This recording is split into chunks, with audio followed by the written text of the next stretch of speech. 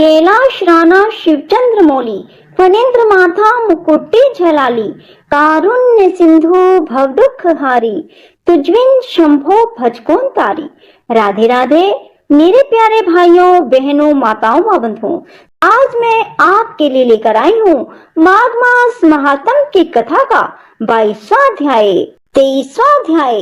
बंधुओं, जिसे सुनने मात्र से आपकी हर इच्छा पूरी होगी। बंधुओं, पूर्ण विश्वास, सच्ची निष्ठा और एकाग्र मन के साथ पूरी कथा सुने। आपने हमारे चैनल को अब तक सब्सक्राइब नहीं किया तो जरूर करें और बेल आइकन दबाना ना भूलें, ताकि आपको हमारी आने वाली सभी वीडियोज की जानकारी सबसे पहले हो सके।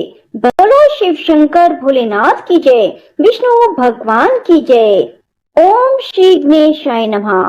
पिशाच कहने लगा कि हे मुनि, केरल देश का ब्राह्मण किस प्रकार मुक्त हुआ, यह कथा कृपा करके विस्तार पूर्वक कहिए। देवदूती कहने लगा, केरल देश में वासु नाम वाला एक वेद पारंगत ब्राह्मण था।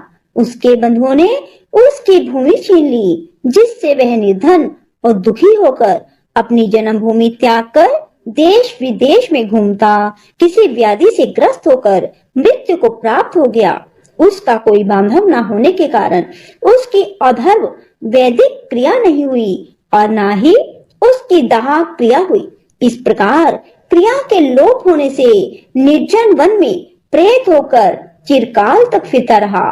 शीत, ताप, भूख, प्यास के दुख से हाहाकार करता हुआ वह नंगे शरीर रोता फिरता था, परंतु उसको कहीं सद्गति नहीं दिखाई देती थी। सर्वथा दान ना देने से वह अपने कर्म फल को भोगता था। जो लोग अग्नि में आहुति नहीं देते, भगवान का पूजन नहीं करते, वे आत्म विद्या का अभ्यास नहीं करते, अच्छे तीर्थों से विमुख रहते हैं। जो लोग दुखी लोगों को स्वर्ण, वस्त्र, तांबूल, रतन, फल तथा जल नहीं देते तथा छल कपट से जीविका प्राप्त करने वाले, दूसरों तथा स्त्रियों का धन हरने वाले, पाखंडी, कुटिल, चोर, बाल वृद्ध और आतुर और स्त्रियों पर निर्दयता करने वाले, आग लगाने वाले, विष देने वाले, झूठी गवाही देने वाले, कुमार्ग पर चलने वाले, माता पिता, भाई बहन, संतान तथा अपनी स्त्री का त्याग करने वाले, जो सब तीर्थों में दान लेते हैं, पालन करने वाले, स्वामी को त्यागने वाले, गोर तथा भूमि के चोर, वेदों की निंदा करने वाले, वृथा द्रोह करने वाले, प्राणियों की हिंसा करने वाले, देवता गुरु की निंदा करने वाले, यह सभी बारंबार प्रेत, पिशाच, राक्षस तथा बुरी योनियों में जन्म लेते हैं। अतएव बुरे कर्मों से बचकर धर्म के कार्य, यज्ञ, दान और तप आदि करने चाहिए, क्योंकि कर्म फल अवश्य में मिलता है। इस प्रकार प्रेत की गति देखकर पाप कर्म कदापि नहीं करने चाहिए। ब्राह्मण कहने लगा, इस प्रकार उस केरल ब्राह्मण ने उस पर्वत पर अधिक समय व्यतीत करके एक मार्ग में एक पथिक को देखा, जो गगरियों में त्रिवेणी का जल लिए हुए था। आनंद पूर्वक भगवान के चरित्र का गान कर रहा था। प्रेत ने उसका मार्ग रोक कर कहा, तुम डरो मत, इस गगरी का जल मुझको पिलाओ, नहीं तो मैं तुम्हारे प्राण ले लूंगा। देवदूती कहने लगा कि दुखी, दुर्बल, नंगे मुरझाए हुए तुम कौन हो? पैरों से पृथ्वी को स्पर्श ना करके चलते हो। लोमस जी बोले, प्रेत यह वचन सुनकर कहने लगा, मेरे ऐसा होने का कारण सुनो। मैंने कभी ब्राह्मणों को दान नहीं दिया, अत्यंत लोभी, क्रियाहीन, दूसरे के अन्न से पलने वाला था। मैंने कभी किसी को भिक्षा नहीं दी, न दूसरे के दुख से दुखी हुआ। प्यासे प्राणियों को मैंने कभी जल नहीं पिलाया। मैंने कभी छाता, जूता दान नहीं किया, ना किसी को जल का पात्र, पान या औषधि किसी को दी। ना मैंने अपने घर में कभी किसी अतिथि को ठहरा कर उसका सत्कार किया। अंधे, वृद्ध, अनाथ और दीनों को मैंने कभी अन्न से संतुष्ट नहीं किया, ना ही किसी रोगी को मुक्त किया, ना कभी ब्राह्मणों को दान दिया, ना कभी अग्नि में हवन किया। बैसाख आदि मास में किसी को ठंडा जल नहीं पिलाया, ना ही मैंने बड़ या पीपल का कोई वृक्ष लगाया, ना किसी प्राणी को बंधन से छुड़ाया, कभी कोई व्रत करके शरीर को सुखाया नहीं। इस कारण मेरा पूर्व जन्म सब बुरे कार्यों में ही व्यतीत हुआ। मेरे पूर्व जन्म के कर्मों से ही मेरी यह गति हुई है। इस वन में व्याघ्र भेड़िए से बचा हुआ मांस, जंतुओं के खाने से गिरे हुए फल, वृक्षों पर लगे हुए सुंदर फल, झरने का सुंदर जल सब ही मिलते हैं, परंतु देव इच्छा से मैं कुछ नहीं खा सकता। सर्प की तरह केवल पवन भक्षण करके जीवन व्यतीत करता हूँ। बल, बुद्धि, मंत्र, पुरुषार्थ से लाभ हानि, सुख दुख, विवाह, मृत्यु, जीवन, भोग, रोग, वियोग में केवल भाग्य ही कारण होता है। कुरूप, मूर्ख, कुकर्मी, निंदित, पराक्रम से हीन मनुष्य भी भाग्य से ही राज्य भोगते हैं। काने, लूले, लंगड़े, नीतिहीन, निर्गुण, नपुंसक भाग्य से राज्य प्राप्त करते हैं। पर्वत पर भी बलवान राक्षस पिशाच रहते हैं, जिनमें से कभी कभी कोई कहीं कहीं वन में फिरते हुए अपने कर्म के अनुसार अन्न जल प्राप्त करते हैं, परंतु आपको उनका भय नहीं होना चाहिए, क्योंकि धर्मात्मा पुरुषों की उनकी पवित्रता ही रक्षा करती है। ग्रह, नक्षत्र, देवता सर्वथा धर्मात्माओं की रक्षा करते हैं। यह पिशाच आप जैसे भगत की तरफ आंख उठाकर भी नहीं देख सकते। जो नारायण भगवान की भक्ति से पवित्र रहता है, उसको प्रेत, पिशाच, पूतना कोई बाधा नहीं दे सकते।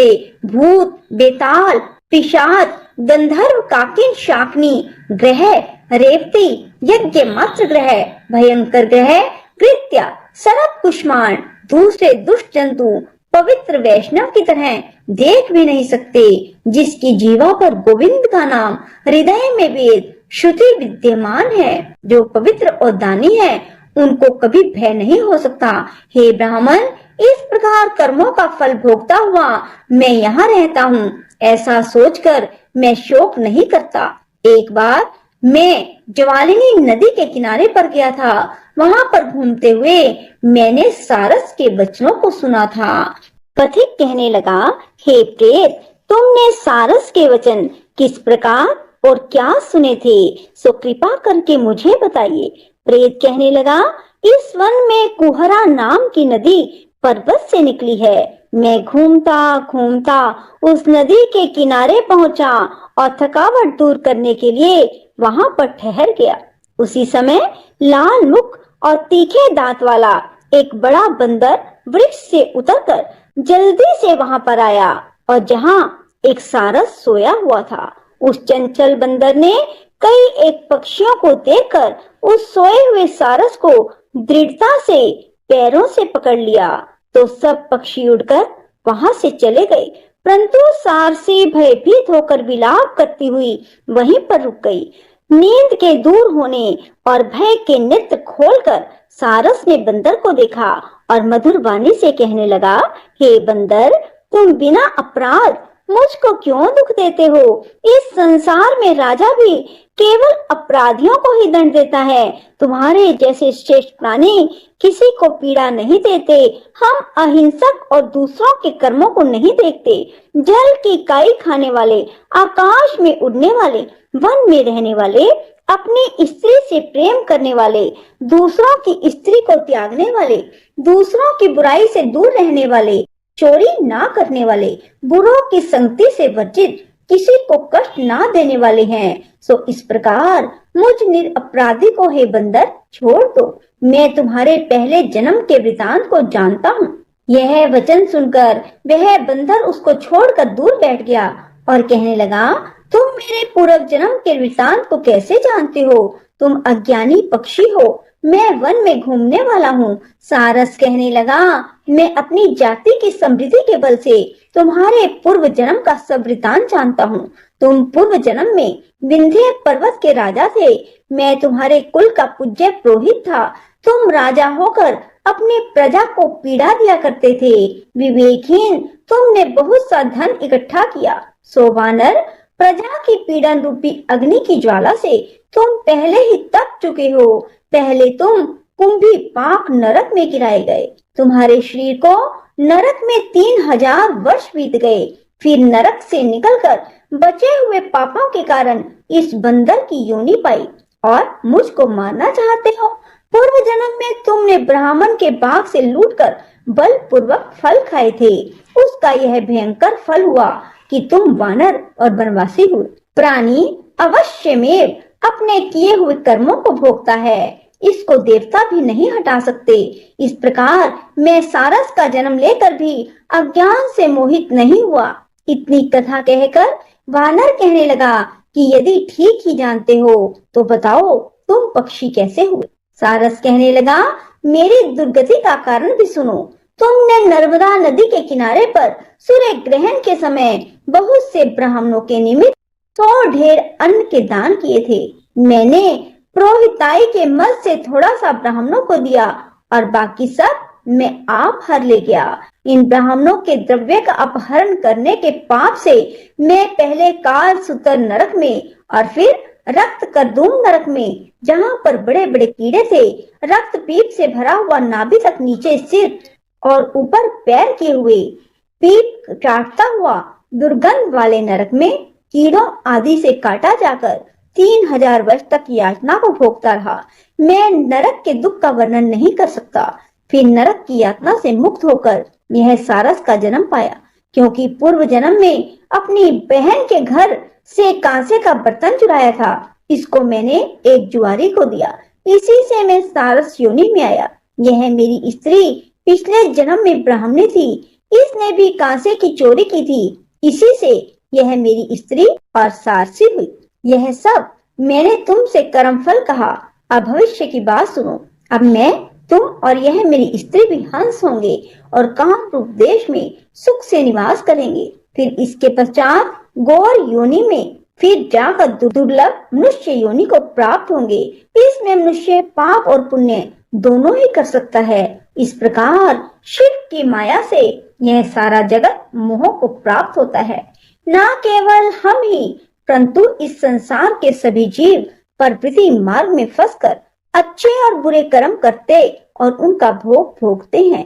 इसलिए सब प्राणियों को धर्म का सेवन करना चाहिए। देवता, असुर, मनुष्य, व्याघ्र, कीड़े मकोड़े सभी से कंटक रूपी मार्ग नहीं छूटता। केवल वेदांत जानने वाले योगी ही इस मार्ग से बच सकते हैं। इस कारण बड़े बड़े महात्मा भी कर्म फल को टाल नहीं सकते। उपाय से और बुद्धि से कोई भी इसको नहीं बदल सकता। तुम पहले राजा थे, फिर नरक में गए, अब बंदर की योनि में वन में फिरते हो, फिर भी ऐसा ही जन्म होगा। ऐसा विचार कर आनंद पूर्वक और धैर्य धर कर विचरते हुए काल की प्रतीक्षा करो। तब वानर ने कहा, पहले जन्म में मैं तुम्हारी पूजा करता था, अब तुम मुझको प्रणाम करते हो। तुम जाति के स्मरण से मेरे पूर्व जन्म के वृतांत को जानते हो। आनंद पूर्वक रहो, तुम्हारा कल्याण हो। तुम्हारे वचनों को सुनकर मैं मोह रहित होकर वन में विचरूंगा। प्रेत कहने लगा, हे पति, मैंने नदी के तट पर बंदर और सारस का यह संवाद सुना, तब मुझको बोध हुआ और मोह तथा शोक का नाश हुआ। राधे राधे। जय श्री कृष्णा। बंधुओं, धन्यवाद।